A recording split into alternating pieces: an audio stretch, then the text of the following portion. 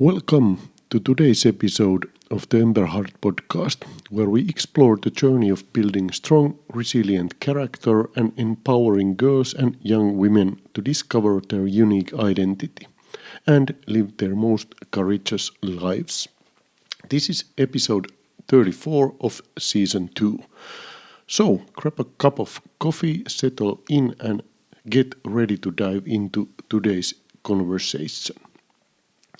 Setting individual SMART goals for 2025, a family approach to enable ownership and creativity.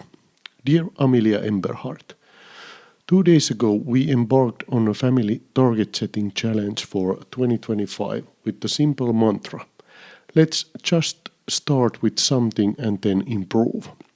The goal of this exercise is to foster reflection, creativity, and ownership of our future plans while keeping the process dynamic and open-ended. Our thinking is that well-defined goals might work better than typical New Year's resolutions. Here is how we approached it. Step 1. The initial drafts. We begin by giving everyone in the family a blank slate to write down 5 individual targets for 2025. The only instruction, no instructions. This might sound counterintuitive, but the reasoning is simple. Providing specific guidelines at the start could limit and direct thinking.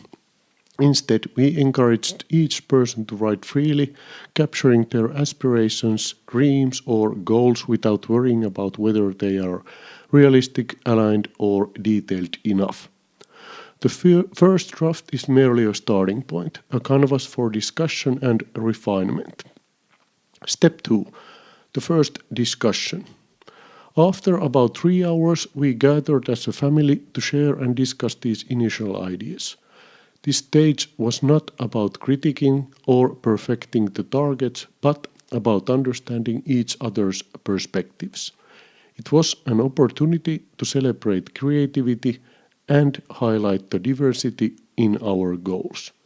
During this discussion, we introduced more specific guidance, tailored to what emerged from the initial drafts. Introducing SMART goals.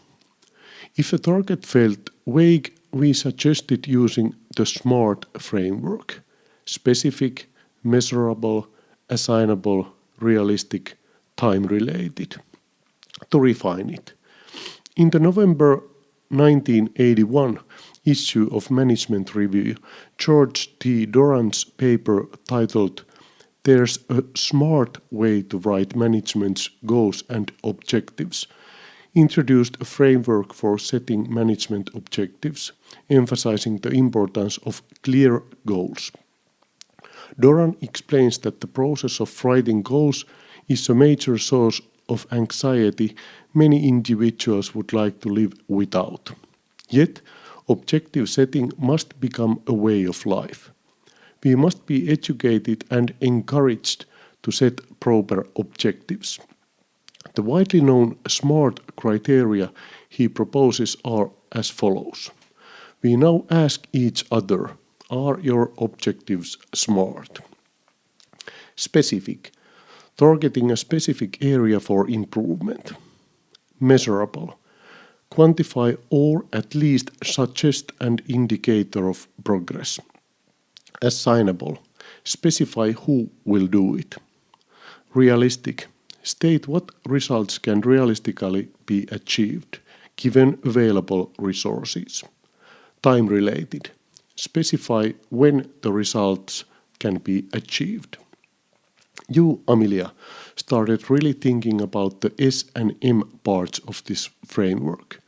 Many of your initial goals were somewhat vague, such as read more books, or I want to stretch more. But you quickly begin refining them using this framework, moving toward ideas like, I will read 1 book per week, and I want to be able to do the splits by October next year. Expanding horizons and pointing out opportunities. If someone's target seemed focused on a single area, for example, academics, or hobbies. We encourage them to think about other aspects of life, such as relationships, health, or personal growth.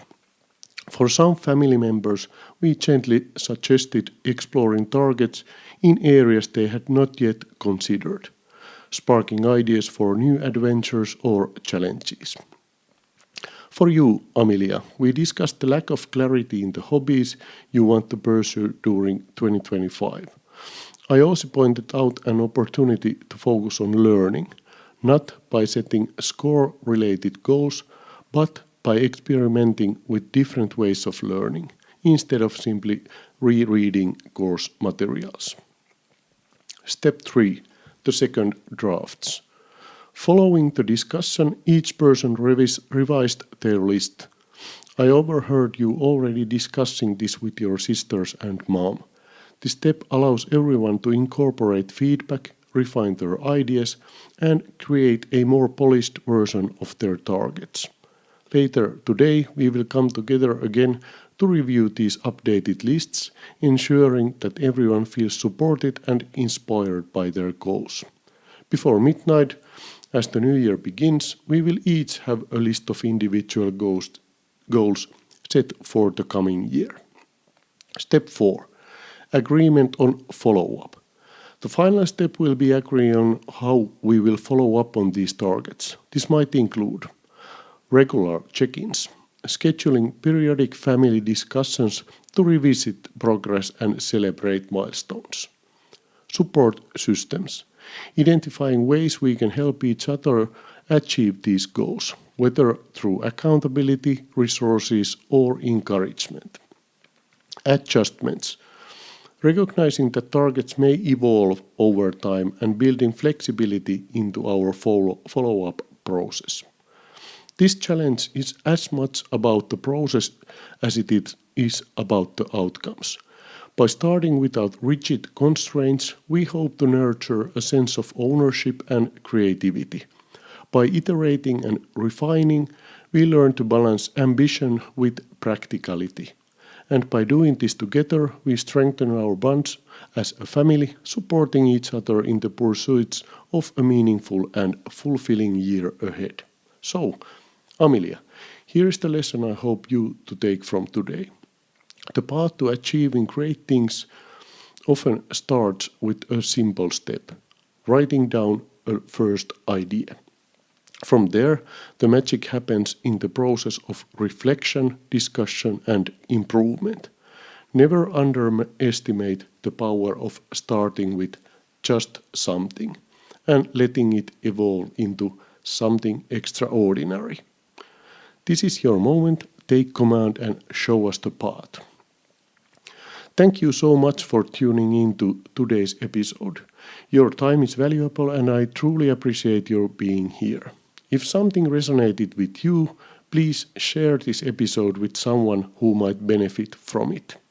If you want more, join us on Instagram at Emberhart Co for more updates. Until next time, take care.